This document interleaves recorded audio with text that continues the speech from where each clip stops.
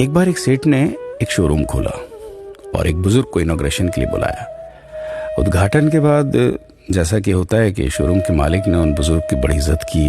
बड़ी इज्जत अफजाई करने के बाद उनको बताया कि देखिए, यहाँ पे 21,000 चीज़ें हैं इस शोरूम में बेचने के लिए। इसमें से आपको जो भी चाहिए, जितनी चाहिए आप ले लीजिए। बुजुर्ग हंसे और बोले कि इनमें से एक भी चीज़ मुझे जीने के लिए ज़रूरी नहीं लगती।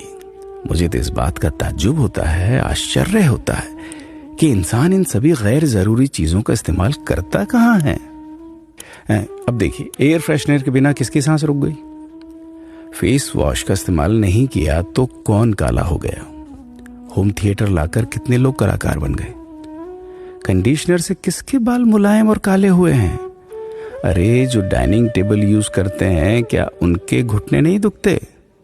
थोड़ा दिमाग पर जोर डालकर याद कीजिए कि हैंड वॉश के बिना आपके किस दादा के पेट में कीड़े हो गए थे। अगर हम डीओ मारकर निकलते हैं तो क्या लोग हमें सूंघने आते हैं?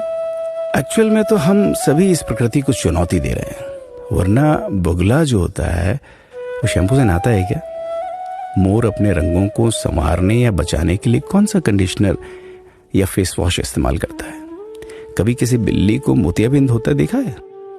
किसी खरगोश के बाल कभी गिरते हुए या सफेद होते हुए देखे हैं?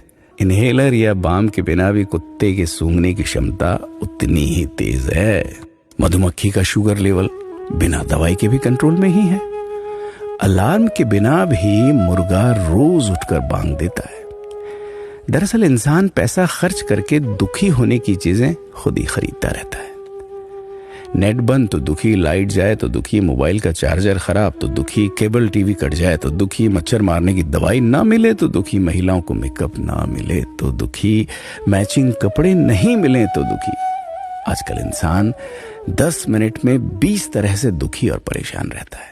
बाकी तो गुड़ की रोटी या प्याज रोटी खाकर हाथों का तकिया बनाकर पीपल के नीचे जो आराम से सो जाता है, उसे दुखी करने के लिए तो फरिश्तों को नीचे आना पड़ता है।